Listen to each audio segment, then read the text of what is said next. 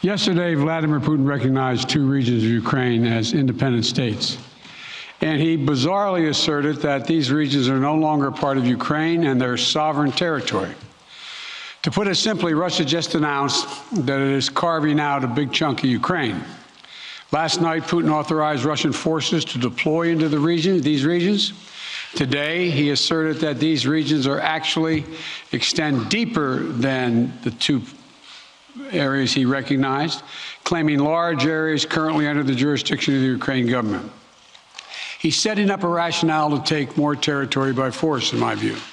And if we listened to his speech last night, and many of you did, I know, he's setting up a rationale to go much further. This is the beginning of a Russian invasion of Ukraine, as he indicated and asked permission to be able to do from his Duma. So let's begin to, I'm going to begin to impose sanctions in response far beyond the steps we and our allies and partners implemented in 2014.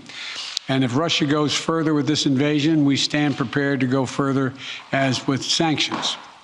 Who in the Lord's name does Putin think gives him the right to declare new so-called countries on territory that belong to his neighbors?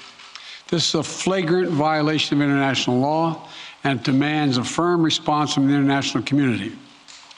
Over the last few months, we've coordinated closely with our NATO allies and partners in Europe and around the world to prepare that response. We've said all along, and I've told Putin to his face more than a month ago, that we would act together. And the moment Russia moved against Ukraine, Russia has now undeniably moved against Ukraine by declaring these independent states. So today, I'm announcing the first tranche of sanctions to impose costs on Russia in response to their actions yesterday. These have been closely coordinated with our allies and partners and will continue to escalate sanctions if Russia escalates. We're implementing full blocking sanctions on two large Russian financial institutions, VEB and their military bank. We're implementing comprehensive sanctions on Russia's sovereign debt. That means we've cut off Russia's government from Western financing. It can no longer raise money from the West and cannot trade in its new debt on our markets or European markets either. Starting tomorrow and continuing in the days ahead, we'll also impose sanctions on Russia's elites and their family members. They share in the corrupt gains of the Kremlin policies and should share in the pain as well. And because of Russia's actions, we've worked with Germany to ensure Nord Stream 2 will not, as I promised, will not move forward.